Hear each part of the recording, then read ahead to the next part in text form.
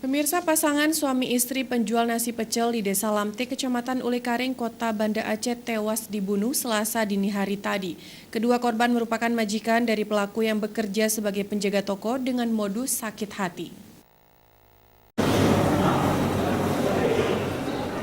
Pasangan suami istri pedagang nasi pecel lele di Kampung Lamtih, Kecamatan Ulekaring, Kota Banda Aceh, ditemukan meninggal dunia dalam kondisi bersimbah darah Selasa dini hari sekitar pukul 03.30 waktu Indonesia Barat. Kejadian pembunuhan sadis yang menimpa pasangan suami istri penjual nasi pecel lele di Jalan T. Iskandar, Kampung Lamtih, Ulekaring tersebut dilakukan oleh karyawannya sendiri berinisial IS, warga Panton Labu, Aceh Utara. Pasca kejadian itu, aparat kepolisian dari Satuan Reserse Kriminal bekerja sama dengan Polsek Ulekaring langsung bergerak cepat setelah mendapatkan informasi dari keluarga korban. Dan tak lama berselang, pelaku pun berhasil diringkus saat hendak melarikan diri. Jadi di wilayah hukum Polresta Banda Aceh, ya tempatnya di Desa Lamteh, Kecamatan Ulekaring, pada hari Selasa tanggal 26 Februari sekira pukul 03.30 pagi.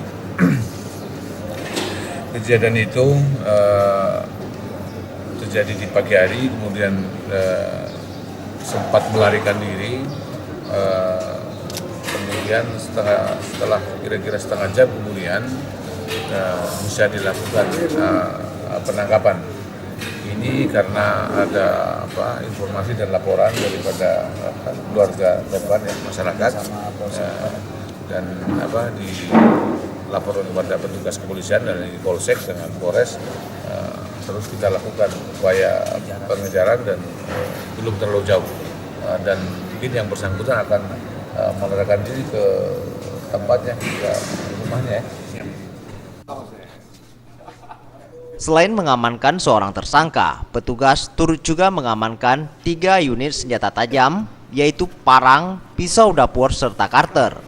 Akibat perbuatannya, pelaku akan dijerat dengan pasal 340 Junto 338 KUHP dengan ancaman maksimal hukuman mati atau pidana penjara seumur hidup. Tim Liputan, Aceh TV.